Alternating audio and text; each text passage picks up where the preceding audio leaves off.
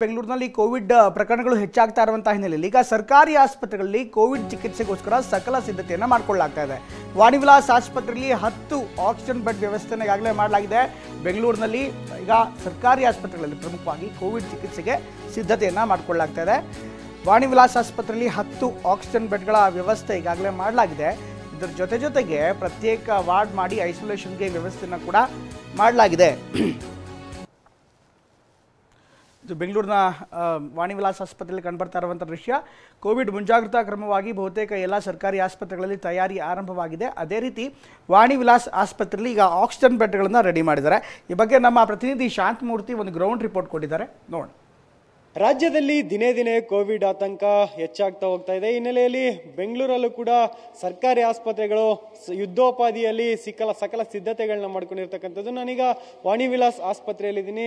ಇಲ್ಲಿಗಾಗಲೇ Covid ಕೇರ್ನ ಸೆಂಟರ್ನ ಪುನರ್ open ಮಾಡಿರ್ತಕ್ಕಂಥದ್ದು. ಅಂದರೆ ಯಾವುದಾದ್ರೂ ಕೋವಿಡ್ ಪ್ರಕರಣಗಳು ಪತ್ತೆ ಆದರೆ ಅವರಿಗೆ ಚಿಕಿತ್ಸೆಯನ್ನು ಕೊಡುವ ನಿಟ್ಟಿನಲ್ಲಿ ಈಗಾಗಲೇ ಸಕಲ ಸಿದ್ಧತೆಗಳನ್ನ ಆಸ್ಪತ್ರೆಯಲ್ಲಿ ಮಾಡ್ಕೊಂಡಿದ್ದಾರೆ. ನೀವು ಗಮನಿಸ್ತಾ ಇದ್ದೀರಾ, ಈಗಾಗಲೇ ಒಂದು ಪ್ರತ್ಯೇಕ ವಾರ್ಡನ್ನು ಮೀಸಲಿಟ್ಟು ಅದರಲ್ಲಿ ಕೋವಿಡ್ ಬಂದಂತ ವ್ಯಕ್ತಿಗಳನ್ನ ಐಸೋಲೇಷನ್ ಮಾಡೋದಕ್ಕೂ ಕೂಡ ಆಸ್ಪತ್ರೆಯಲ್ಲಿ ಸಿದ್ಧತೆಯನ್ನು ಮಾಡಿದ್ದಾರೆ. ಇನ್ನು ಸುಮಾರು 10 ಬೆಡ್ಗಳನ್ನ ಜೊತೆಗೆ ಆಕ್ಸಿಜನ್ ವ್ಯವಸ್ಥೆ ಇರತಕ್ಕಂಥ ಬೆಡ್ಗಳನ್ನು ಕೂಡ ಇಲ್ಲಿ ಪ್ರಿಪರೇಷನ್ ಮಾಡಿರುವಂತದ್ದು. ಅಂದ್ರೆ ದಿನದಿಂದ ದಿನಕ್ಕೆ ಕೋವಿಡ್ ನ ಕೇಸ್ಗಳು ಹೆಚ್ಚಾಗ್ತಾ ಹೋಗ್ತಿರೋದು ಒಂದ್ ಕಡೆ ಆತಂಕವನ್ನು ಸೃಷ್ಟಿಸಿದ್ರೆ, ಮತ್ತೊಂದು ಕಡೆಯಲ್ಲಿ ಆರೋಗ್ಯ ಇಲಾಖೆ ಕೂಡ ಸೂಚನೆ ಕೊಟ್ಟಿತ್ತು ಎಲ್ಲದಕ್ಕೂ ಸಿದ್ಧವಾಗಿರಿ ಅಂತ. ಈ ಹಿನ್ನೆಲೆಯಲ್ಲಿ ಈಗಾಗಲೇ ಆಸ್ಪತ್ರೆಯ ಸಿಬ್ಬಂದಿಗಳು ಕೂಡ ಒಂದು ಸಿದ್ಧತೆಯನ್ನು ಮಾಡ್ಕೊಂಡಿರುವಂತದ್ದು. ಪ್ರಮುಖವಾಗಿ ಬೆಡ್ಗಳಿರ್ಬೋದು, ಆಕ್ಸಿಜನ್ ಇರ್ಬೋದು. ಯಾಕಂದ್ರೆ ಕಳೆದ ಬಾರಿ ಕೋವಿಡ್ ಬಂದಂತ ಸಂದರ್ಭದಲ್ಲಿ ಏನೆಲ್ಲ ಸಮಸ್ಯೆಯನ್ನು ಅನುಭವಿಸಿದ್ರು ಆ ಸಮಸ್ಯೆಗಳು ಈಗ ಆಗಬಾರ್ದು ಅಂತ ಸರ್ಕಾರ ಕೂಡ ಸೂಚನೆಯನ್ನು ಕೊಟ್ಟಿದೆ. ಆ ಹಿನ್ನೆಲೆಯಲ್ಲಿ ಈಗಾಗಲೇ ಆಕ್ಸಿಜನ್ ಬೆಡ್ಗಳನ್ನು ಕೂಡ ಇಲ್ಲಿ ಸಿದ್ಧತೆಯನ್ನು ಮಾಡ್ಕೊಂಡಿರುವಂತದ್ದು. ಇನ್ನು ಆಕ್ಸಿಜನ್ ಕಾನ್ಸಂಟ್ರೇಟರ್ಗಳನ್ನ ಕೂಡ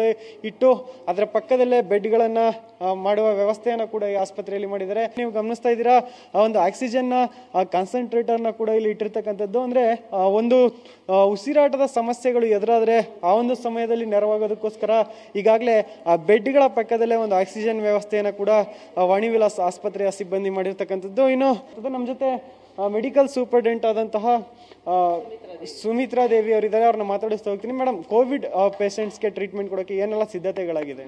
ಸರ್, ಆಲ್ರೆಡಿ ಈಗ 10 ಬೆಡ್ಡೆಡ್ ವಾರ್ಡ್ ಅಂತ ನಾವೇನು ಐಸೋಲೇಷನ್ ಕೋವಿಡ್ ಪಾಸಿಟಿವ್ ಪೇಷಂಟ್ಸ್ಗೆ ಅಂತ ರೆಡಿ ಮಾಡಿದ್ದೀವಿ.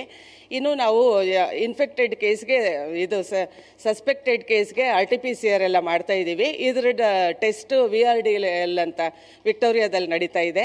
ಯಾವುದು ನಮಗೆ ರಿಪೋರ್ಟ್ಸ್ ಪಾಸಿಟಿವ್ ಕೇಸ್ ಬಂದಿಲ್ಲ ಸರ್. ಅದಕ್ಕೆ ಅಂತ ಬೆಡ್ ರಿಸರ್ವ್ ಮಾಡಿ ಇಟ್ಟಿದ್ದೀವಿ ಸರ್. ಎಲ್ಲ ಪ್ರಿಪರೇಷನ್ ನಡೆಸಿದ್ದೀವಿ. ಈಗ ಪ್ರಮುಖವಾಗಿ ಆ ಕೋವಿಡ್ ಪೇಷಂಟ್ಗಳು ಬಂದಂಥ ಸಂದರ್ಭದಲ್ಲಿ ಏನೆಲ್ಲ ಒಂದು ವ್ಯವಸ್ಥೆ ಇಲ್ಲಿ ಸಿಗುತ್ತೆ ಅವ್ರಿಗೆ? ಸರ್, ಅದಕ್ಕೆ ಅಂತ ಒಂದು ಬ್ಲಾಕನ್ನೇ ರೆಡಿ ಮಾಡಿದ್ದೀವಿ. ಎಂಟ್ರಿ ಎಕ್ಸಿಟ್ ಎಂಟ್ರೆನ್ಸಲ್ಲೇ ನಾವೆಲ್ಲ ಪ್ರಿಪರೇಷನ್ನು PPE ಕಿಟ್ ಅವ್ರಿಗೆ ಏನೇನು ಮಾಡಬೇಕು OPD ಬೇಸಿಸ್ ಮೇಲೆ ನಾವು ಅದನ್ನು ಕೇಸ್ ನೋಡಿ ಡಿಪೆಂಡಿಂಗ್ ಅಪಾನ್ ದೇರ್ ಕಂಪ್ಲೇಂಟ್ಸ್ ನಾವು RT-PCR ಇದು ಮಾಡಿ ಅದು ಸಸ್ಪೆಕ್ಟೆಡ್ ಕೇಸ್ನ ನಾವು ಆಲ್ರೆಡಿ ಐಸೋಲೇಟ್ ಮಾಡ್ತಾ ಇದ್ದೀವಿ ಸರ್.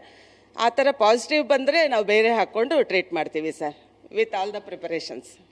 ಇದಿಷ್ಟು ಮೆಡಿಕಲ್ ಸೂಪರ್ಡೆಂಟ್, ನರ್ಸಿಂಗ್ ಸೂಪರ್ಡೆಂಟ್ ಆದಂತಹ ಸುಮಿತ್ರಾ ದೇವಿ ಅವರ ಮಾತು. ಕ್ಯಾಮ್ರಾ ಪರ್ಸನ್ ರವಿಕುಮಾರ್ ಜೊತೆ ಶಾಂತಮೂರ್ತಿ, TV9 ಬೆಂಗಳೂರು.